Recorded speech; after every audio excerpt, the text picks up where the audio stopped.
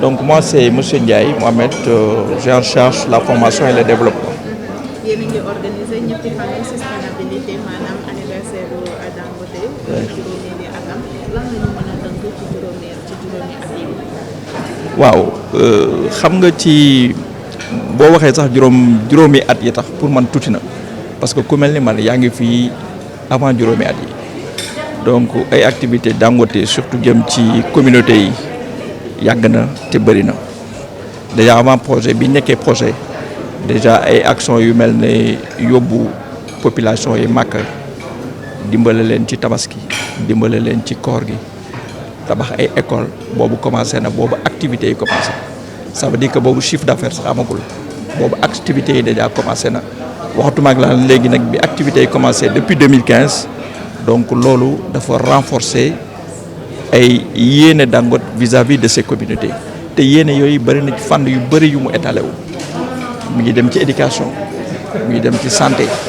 mi ngi dem ci lutte contre la pauvreté mi ngi jëm ci assainissement mi ngi jëm leen ci yee leen ci domaine yu nga mën a ëllëg dina leen indi dara comme tey li ñuy développer mbirum formation scientifique parce que le monde de demain c'est un monde scientifique si tu n'es pas scientifique tu es out yaa ngi bokkuloo pour wax ci wolof c'est pourquoi Dangote di yee askan wi nga xamee ni moom la dëkkal parce que say mbokk rek nga mën a teel a yee pour ñu fagaru ndax ngir ëllëg donc ci la Dangote nekk séance bi ñu tenir tey jël xale yi nga xamee ne ñoo nekk ci lycée yeeg collège yi nekk ci gox-goxaan yi invité leen sur les métiers de scientifique les métiers de demain lu am solo la dina tax mu éveiller ci ñoom benn conscience mu éveiller ci ñoom peut-être lu nga xam ne danoon nelaw parce que xamaguñu lu ñuy def mais ëllëg tey jii à partir de maintenant ku ci nekk dinañu wax may man série bii may def nii lan la ma mën a jural ëllëg ñun nous sommes dans l'industrie c'est vrai que nous avons des gens qui sont des littéraires mais en majeure partie ay scientifiques la ñu enseigné parce que c'est du domaine technique voilà. gis nañu li nga xamante ni moom la ngeen def première élèves yi loolu motivation la ndimbal la lan la mën a apporter élèves yi. waaw loolu déjà motivation la mën nañ ko tuddee motivation encouragement la ndimbal la tamit ci biir kër yi parce que ñëpp xam nañ ni kër yi métti na adduna bi métti na dund gi métti na xëy na loolu rôle état la mais ñun au niveau local dañ ciy jéem a bay suñu waar pour jàppale askan wi jàppale waa kër yi pour xale yi parce que bu xale yi tekkee rek lu métti yëpp ñu fàtte ko donc bu ñu leen jàppalee xam nga 1 million bari na bariwul ndax xëy na boo xoolee 1 million bi dina financer xale bi ci jàngam mais xëy na sax dina dimbale ci kër gi loolu yàlla rek moo ko xam donc loolu tax ñu jël action yu mel nii parce que ce sont des actions mûrement réfléchies en concertation ci biir donc ñu jox xale yi jagleel leen ko pour jàppale leen ngir ëllëg et dina tax concours ci biir xale yi gën a éveillé parce que le monde là c'est un monde de compétition da ngay juddu war a am esprit de compétition parce que boo ko amul rek ñu bàyyi la fi. ba ngeen installé ak gis nañu ne ay action ak di dimbale nit ñi di ko ay école ak loolu ci la ñu mën a xaar suba. ah xanaa li ñuy wax dañuy yokkute rek parce que da ngay ñaan yàlla li nga mën ren ndewoon mu gën a yokku tey yaa ngi tabax ñaari classe ñetti classe benn dispensaire benn pont ubbi nga fële forage léegi nga yokk leneen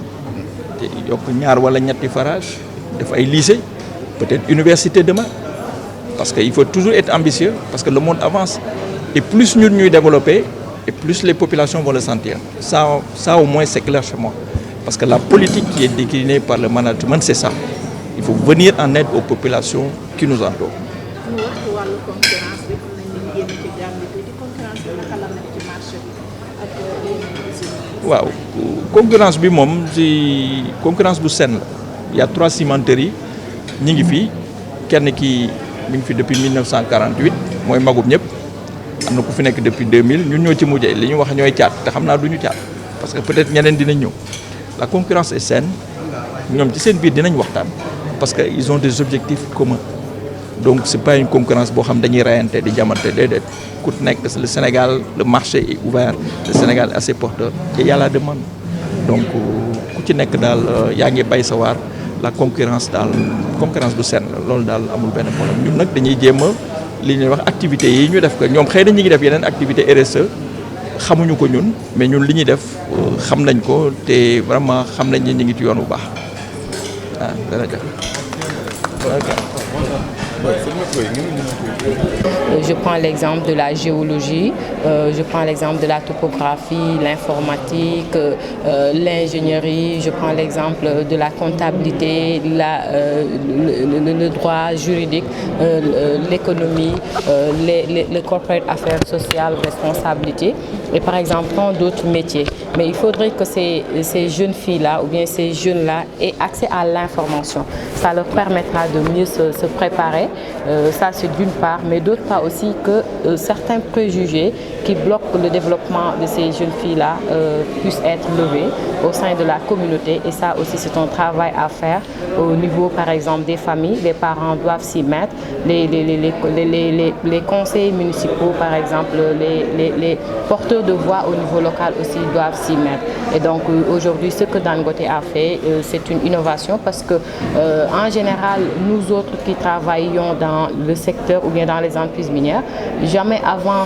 notre insertion professionnelle on avait accès à la mine. Et donc aujourd'hui d'ouvrir ses portes à ces jeunes filles de sa communauté-là, de leur faire venir au sein même de la mine, de promouvoir les activités de la mine, les futurs métiers aussi, ça c'est une innovation qui mérite d'être répliquée par même les autres entreprises qui ne sont pas encore inscrites dans cette lancée. Donc c'est un message que nous avons essayé de lancer à l'endroit des parents, à l'endroit des porteurs de voix, à l'endroit des communautés, afin qu'ils puissent savoir aujourd'hui que le développement aussi d'un pays dépend de la promotion du leadership féminin. Madame Baye est la directrice des ressources de la RSE et des affaires sociales chez Dangote Cement Sénégal. Qu'est-ce qu'on peut retenir des 72 heures de Dangote sur les activités que vous menez durant les semaines? Donc nous avons commencé donc, la semaine de sustainability le mardi 28 septembre. Et la première journée s'est déroulée donc, au niveau des communautés. Nous avons procédé à la distribution de fournitures scolaires, de produits sanitaires, de posters de sensibilisation au niveau de la mairie de Pout, de Kermoussa, de Dias et de Mont-Roland. Et nous avons également fait un don au centre de santé de Fouloum, qui est un centre que Dangote avait construit. Donc au cours de la deuxième journée, nous avons porté l'accent sur les femmes, le genre, et nous avons invité Women in Mining qui nous a fait une session de sensibilisation pour les métiers scientifiques, pour les jeunes filles. Donc nous avons invité les lycéennes donc, des 4 lycées, donc de Pout, de Kermoussa, de Dias et de Mont-Roland. Et Madame Aïda Diop leur a expliqué donc, l'importance donc, de choisir les sections scientifiques et tous les débouchés donc, qui en découlent. Et c'est une première, exactement, c'est une première. Et demain, nous avons donc une session de sensibilisation des femmes sur le contenu local. Nous avons invité les femmes transformatrices donc, de Pout, des 4 communautés. Et nous avons invité Madame Maïmouna Diagne qui va nous faire donc, une session de sensibilisation, de formation et de leur donner donc, certaines directives pour qu'elles puissent réussir leur transformation. Malgré les efforts faits, il y a des doléances qui sont sorties. Est-ce que Dangote est à les satisfaire. Écoutez, nous avons un comité de concertation RSE avec les 4 communautés et on se réunit régulièrement et c'est au cours de ces réunions que nous discutons donc des projets prioritaires avec les mairies, avec les chefs de village et à la suite de ces discussions, les maires nous donnent leurs orientations et sur cette base-là que nous finançons leurs projets ou tout ce dont ils ont besoin pour leur commune. Merci beaucoup. mbégte la ñuy sentir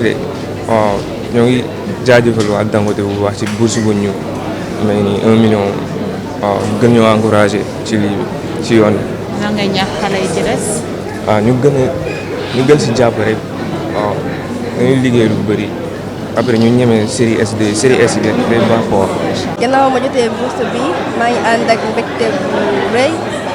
ñoo ngi remercier bu baax industrie Dangote si bourse yi kontaan nañ ci lool élèves yi ñu ngi leen di conseiller ñu poursuivre leur rêve de croire en eux ñu def effort incha allah ça ira bien bourse bi mën naa cee poursuivre sama étude mën naa cee dimbali samay mbokk incha allah et d'autres projets aussi. mbégte ak liggéey. lan la mën a servir. waaw mën na ma servir ci ay études supérieures au niveau international et ensuite mën na ma njëriñ ci samay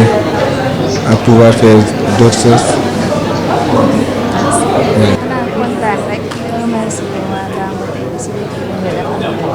bourse bi lan la mën a servir. formation ak université bi ñu demee tamit ñuy mën di restauration bi tout ça lan nga wax élèves yi ci des. ñu gën a góorgóorlu comme ça déwén lii ñu am ñoom